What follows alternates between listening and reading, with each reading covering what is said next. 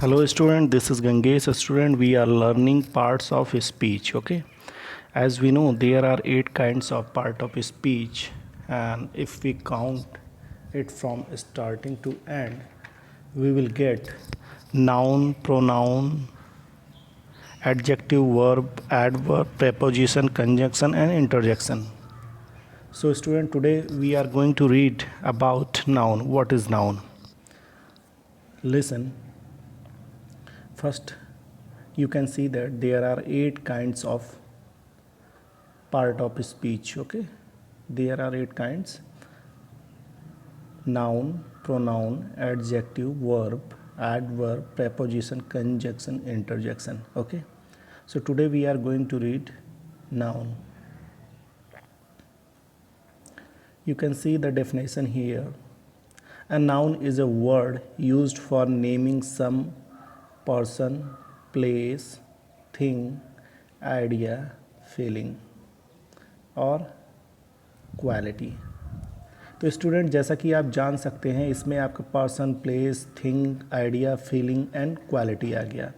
तो इससे आप ये आइडिया लगा सकते हैं कि नाउन का मतलब ये है कि जो भी चीज़ें आप देख रहे हैं या जो भी चीज़ें आप सोच रहे हैं किसी चीज़ के बारे में, वो कहीं ना कहीं रिलेटेड है नाउन से। ठीक है, किसी क्वालिटी के बारे में, इट मीन्स बैड और गुड के सेंस में देख रहे हैं। ठीक है, तो ये किससे रिलेटेड है? आपके नाउन से। ठीक है, किसी पर्सन का नेम हुआ, किसी प्लेस का नेम हुआ, किसी जगह जाते हैं, जैसे आप समझ सकते हैं, जैसे लखनऊ है, आगरा है, ठीक है, नोएडा है, या कोई भी शहर, आप अयोध्या है, तो वहाँ पे जाते हैं, वो कैसी चीज़ है? वो प्लेस है, तो वो भी नाउन ही हुआ एक। ठीक है, थिंग है, कोई वस्तु है, आपके घर में तमाम सारे आर्टिकल्स पड़े होते हैं, तमाम सारी वस्तु पड़ी होती है, तो वो भी नाउन ही है। आइडिया क्या है कि कोई भी आपके दिमाग में कोई ऐसी आइडिया या कुछ ऐसी चीज़ें हैं किसी काम को करने का या किसी काम को होने का, तो वो भी उसी से नेमिंग देते हैं। ठीक है, फीलिंग, एक फीलिंग होती है, फीलिंग को किस तरीके से आप कर सकते हैं रिवील।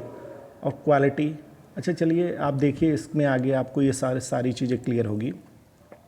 अब देखिए, सबसे पहले इसमें नाउन में भी कुछ काइंड्स होते हैं। ठीक है, इसमें आइए चलिए देखते हैं। सबसे पहले प्रॉपर नाउन होता है, then common noun, collective noun, material noun, abstract noun. Okay, तो ये आप देख रहे हैं ना कि ये आपके 5 काइंड्स होते हैं। ठीक है, नाउन में। तो चलिए हम प्रॉपर नाउन को पहले बताते हैं।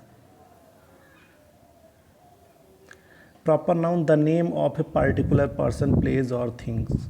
अब देखिए, पर्टिकुलर पर्सन, प्लेस और थिंग। पर्टिकुलर का मतलब होता है एक निश्चित, इट मीन्स उस नाम से कोई और नहीं होगा, सिर्फ एक ही होंगे। ठीक है, अब इसमें विपिन, जैसे विपिन आपके किसी फ्रेंड का नाम है, तो आप उसको उसके नेम से ही जानते हैं, ठीक, कि ही इज़ विपिन।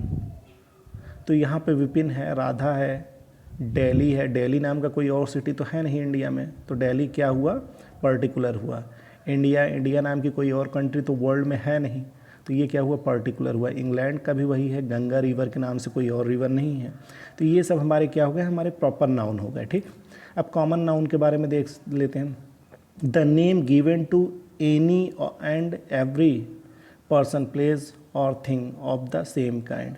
अब इसमें कॉमन क्या होता है? ठीक, पर्टिकुलर का क्या होगा? आपके तरीके से आपको लगेगा कि ये थोड़ा उसके अपोजिट में है।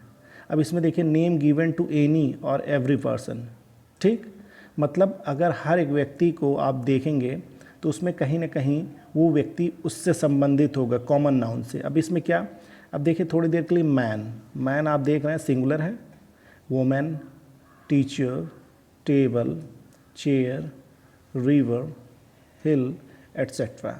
तो ये आप देख रहे हैं मैन का मतलब ये होता है कि एक आदमी। ठीक है, अब आदमी में हम ये नहीं कह रहे हैं कि कौन सा आदमी, इट मीन्स कि आदमी कोई भी हो सकता है। जैसे थोड़ी देर के लिए अगर आप देखें तो किसी का भी नाम, अब राजीव नाम का कोई आदमी है, तो वो सबसे पहले राजीव अगर बोलते हैं कि ये राजीव है, तो ये तो यहाँ पे पर्टिकुलर हो गया। ठीक है, प्रॉपर नाउन हो गया। राजीव एक आदमी है, ठीक है, तो यहाँ पे man, he is a man. अब यहाँ पे जब आप बोल दे रहे ही इज़ अ मैन, तो मैन क्या हो गया? यहाँ पे आपका कॉमन नाउन हो गया। सी इज़ अ वोमेन, अब वहाँ पे क्या हो गया? It is a women. तो वहाँ पे आप देख रहे हैं ना कि आपको कॉमन मिल गया। अब वुमेन में कौन सी वुमेन है? वो हमें नहीं आइडिया है, ठीक है, बट वो वुमेन है, उसका कोई नाम नहीं है। इट मीन्स ये पूरे क्लास को डिनोट करता है, ठीक है, पूरे क्लास को। अब मैन किया तो मैन पूरे क्लास को डिनोट करेगा कि कोई भी आदमी हो सकता है। वोमेन करता है तो वोमेन मतलब कोई भी आदमी, ठीक है। टीचर कर सकता है तो टीचर में जैसे आपके काफ़ी ज़्यादा से ज़्यादा टीचर्स हैं, तो आपने ये कह दिया कि टीचर्स का मतलब उसमें सभी आ गए, ठीक है, उसमें कोई पर्टिकुलर पर्सन का नहीं है। टेबल का मतलब कैसा भी टेबल हो, अगर वो टेबल नाम है तो टेबल कॉमन ही हुआ। रिवर का मतलब उसमें सारे रिवर्स आ गए, ठीक है। तो कहने का मतलब ये है, ये कॉमन नाउन है। थर्ड में आते हैं कलेक्टिव नाउन में। कलेक्टिव नाउन में the name given to a group और कलेक्शन ऑफ सिमिलर पर्सन। अब ये कलेक्टिव नाउन में और थिंग, अब कलेक्टिव नाउन में होता क्या है कि आप एक मतलब आप उसमें कुछ लोग पाएंगे, ठीक है, नंबर ऑफ पीपल या नंबर ऑफ पर्सन आप उसमें पाएंगे, ठीक है। अब इसमें ग्रुप पाएंगे, पूरा का पूरा ग्रुप, जैसे आपके क्लासेस में थोड़ा एक एक ग्रुप्स होती हैं कि ये ग्रुप है, ये इनका आज़ाद ग्रुप है, ये नेहरू ग्रुप है, या कुछ ऐसे ग्रुप्स बनाए जाते हैं, ठीक है। तो उसमें क्या होता है कि कुछ स्टूडेंट्स होते हैं, तो वो ग्रुप या आप बोलिए कलेक्शंस, आपके पास कुछ भी कोई सामान का ही कलेक्शंस है, तो उसको आप क्या बता सकते हैं, कलेक्टिव नाउन। देखिए पीपल में तमाम सारे लोग होते हैं ना, they are the people from Delhi, ऐसे बोल सकते हैं कि वो दिल्ली के लोग हैं, ठीक है। तो पीपल का मतलब यह एक व्यक्ति नहीं है, मैन नहीं है। मैन होता तो ये तो कॉमन हो जाता, लेकिन पीपल है। पीपल अगर आप कह रहे हैं तो एक से ज़्यादा लोगों के लिए यूज़ कर रहे हैं, तो ये कलेक्टिव नाउन हो गया।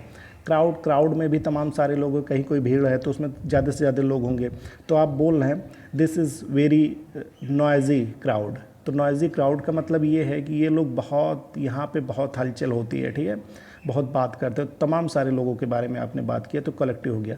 आर्मी में एक पर्सनल होगा तो ठीक है, आप आर्मी मैन बोल देंगे, बट जब आर्मी बोल रहे हैं, आर्मी का मतलब कलेक्टिव, इसमें काफ़ी लोग रहते हैं, ठीक है।